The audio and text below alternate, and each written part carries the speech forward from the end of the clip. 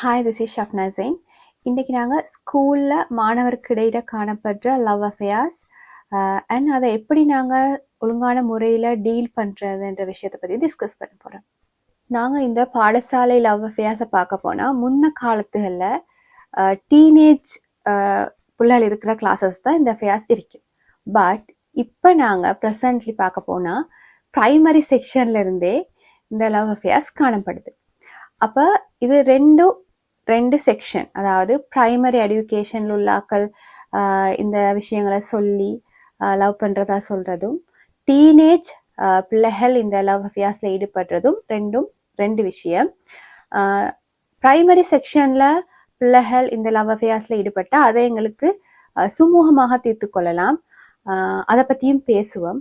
But டீனேஜில் இந்த love அஃபேர்ஸில் ஈடுபடுற பிள்ளைகளை டீச்சர்ஸும் சரி பேரண்ட்ஸும் சரி சரியான முறையில் டீல் பண்ணாட்டி அந்த விஷயம் அந்த பிள்ளைகளோட முழு வாழ்க்கையுமே இல்லாமலாக்கக்கூடிய ஒரு ஆயுதமாக காணப்படுது.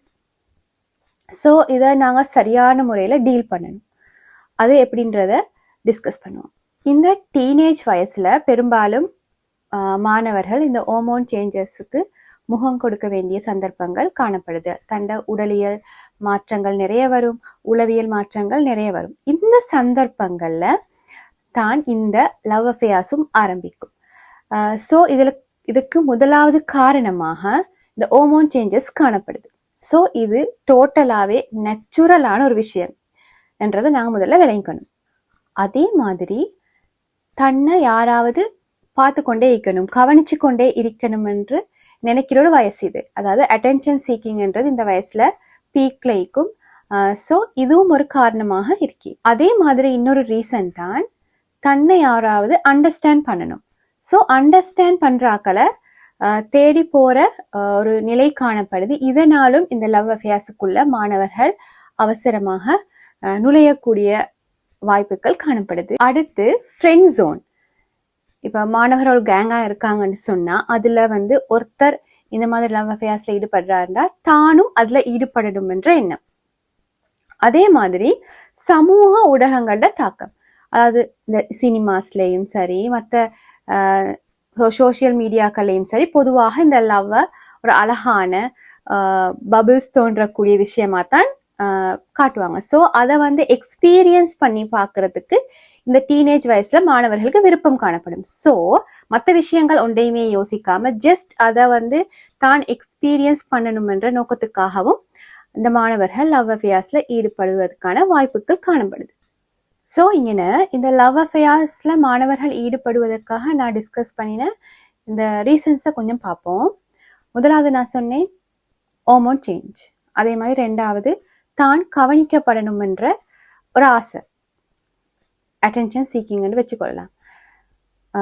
மூணாவது தன்னை யாராவது புரிஞ்சிக்கணும், தன்னை ஃபுல்லாவே எந்த ஜட்ஜ்மெண்ட்டும் இல்லாம புரிஞ்சிக்கிற ஒரு நபர் தேவை என்ற தேடல். நாலாவது ரீசன் நண்பர்களோட தாக்கம். அஞ்சாவது சமூக ஊடகங்களோட தாக்கம். அப்ப இந்த 5 ரீசனும் இயற்கையாக ஏற்படுறது, தான் தேடி போய் வாரதில்லை. நேச்சுரலாவே எங்களுக்கு தேவையான விஷயங்கள் அண்ட் நேச்சுரலாக எங்கள் உடம்புல நடக்கிற விஷயங்களை கொண்டுதான் மாணவர்கள் இதை சூஸ் பண்றாங்க. அப்ப முற்று முழுதாக இந்த மாதிரி விஷயங்களை ஈடுபடுற, அதாவது லவ் அஃபேர்ஸ்ல ஈடுபடுற மாணவர்களை மட்டும் கோனர் பண்ணி அவங்கள பிளேம் பண்றது சரியா என்றதுதான் எனக்கு கேள்வி. ஒட்டுமொத்த விஷயத்தையும் அடிப்படையாக வச்சு நாங்க பாக்குற நேரம் புள்ள தேடுறது, அந்த நபர் தேடுறது ஒரு கனெக்ஷன், தண்ட உணர்வுகளை பகிர்ந்து கொள்ளக்கூடிய ஒரு நபரை தான் பிள்ளை தேடுது. அது லவரா தான் இருக்கணும்ன்ற எந்த அவசியம் இல்லை.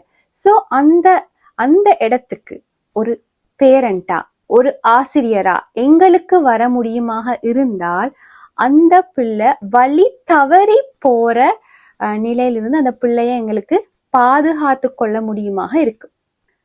இங்கே இன்னொரு விஷயத்த நான் ஞாபகப்படுத்திக் கொள்றேன். இந்த ஸ்கூல் அஃபேர்ஸை நான் நியாயப்படுத்தலை, பட் அது நேச்சுரலான ஒரு விஷயம், இயற்கையாக எல்லாருக்கும் வரக்கூடிய ஒரு விஷயம் என்றதை முதல்ல நாங்க புரிஞ்சுக்கணும். அப்பதான் எங்களுக்கு அதற்கு என்ன செய்யலாம் என்ற ஒரு முடிவுக்கு வரலாம். அப்படி இல்லாட்டி அந்த ஒரு விஷயத்தால அந்த மாணவன்ட முழு வாழ்க்கையையும் நாங்க இல்லாமலாக்குற வேலையை தான் செய்வோம். பொதுவாக பாடசாலையில இப்படி ஒரு லவ் அஃபேர்ல ஏண்ட பிள்ளை ஈடுபடுதுண்டா ஆஸ் அ பேரண்ட் முதல்ல நாங்க என்ன செய்வோம்? கோவப்படுறது, அடிக்கிறது, அவங்கள்ட்ட போன் இருந்தா அதை வாங்கி வைக்கிறது, அவங்க வெளியே அனுப்பாம வைக்கிறது, கிளாஸஸுக்கு அனுப்பாம விட்டுறது, 7 மணி ஸ்கூலையும் நாங்க என்ன செய்வோம்? சேஞ்ச் பண்ணுவோம். அந்த பிள்ளையோட எல்லா விஷயங்களையும் நாங்க என்ன செய்வோம்? அந்த பிள்ளைய இதை சொல்லி லேபல் பண்ணக்கூடிய சிச்சுவேஷன் தான் என்னது காணப்படுது. இதே நிலைமை தான் டீச்சர்ஸ்க்கும். பாடசாலையிலையும் இப்படி ஒரு புள்ள, அதாவது லவ் அஃபேர்ஸ்ல ஈடுபட்ட ஒரு புள்ள டீச்சர்ஸு கேள்விப்பட்டு விசாரணைக்கு வருதாக இருந்தால் அந்த பிள்ளைய நாங்க முடியுமான அளவுக்கு என்ன செய்வோம்? சைக்காலஜிக்கலி டவுன் பண்ற வேலையை தான் நாங்க செய்யறோம்.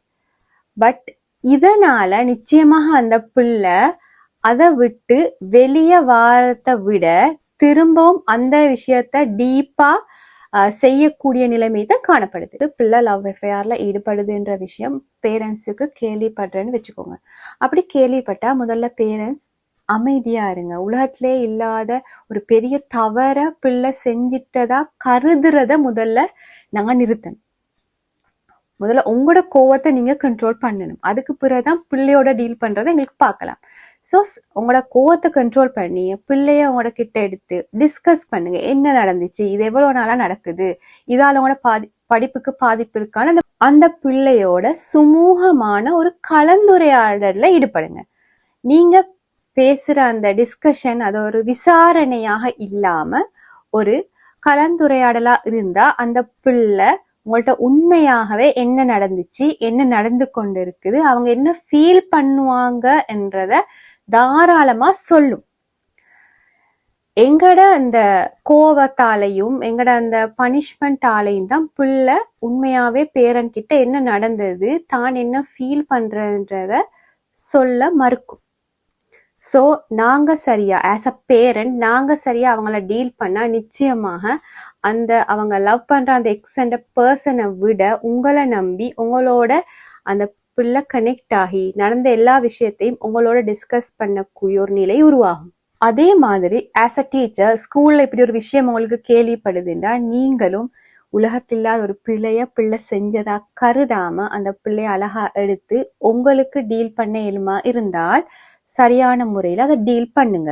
பிள்ளையோட ரிலாக்ஸா உட்கார வச்சு அவ ஒரு குற்றவாளி என்று ஜட்ஜ்மெண்ட்டுக்கு வந்து அந்த டிஸ்கஷனை ஸ்டார்ட் பண்ணாம ஒரு சுமூகமான டிஸ்கஷனை அதை ஸ்டார்ட் பண்ணி அது என்ன நடந்துச்சு, என்ன நடந்து கொண்டிருக்குது, அதால் என்ன பாதிப்புக்கு அந்த பிள்ளைக்கு ஏற்பட்டிருக்குன்றதை நீங்க சரியான முறையில இனம் காணணும். அப்படி உங்களுக்கு இதை செய்யலாட்டி ஒரு கவுன்சிலர் ரெஃபர் பண்ணி தயவு செஞ்சு அனுப்புங்க.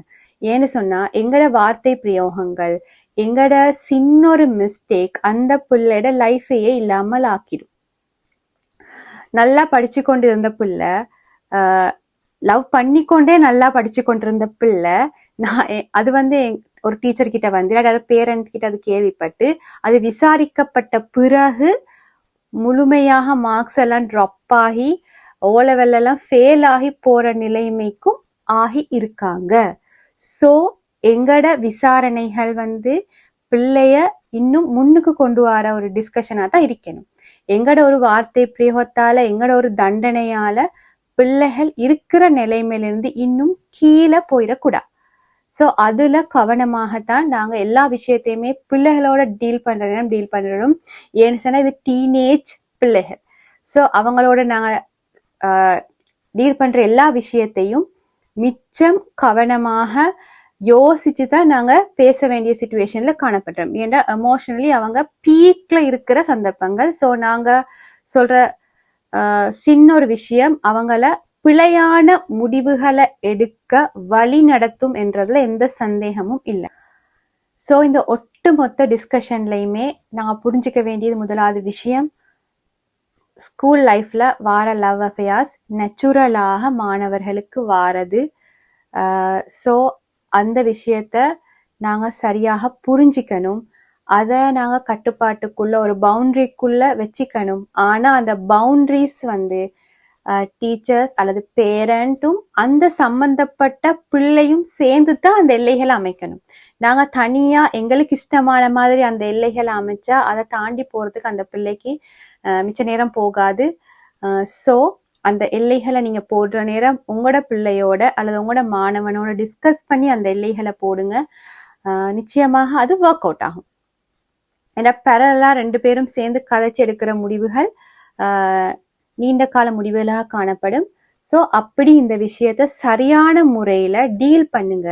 உங்களுக்கு அதை டீல் பண்ண இயலாட்டி கட்டாயம் ஒரு ப்ரொஃபஷனல் ஹெல்ப்பை நாடி அந்த பிள்ளைய அனுப்புங்க.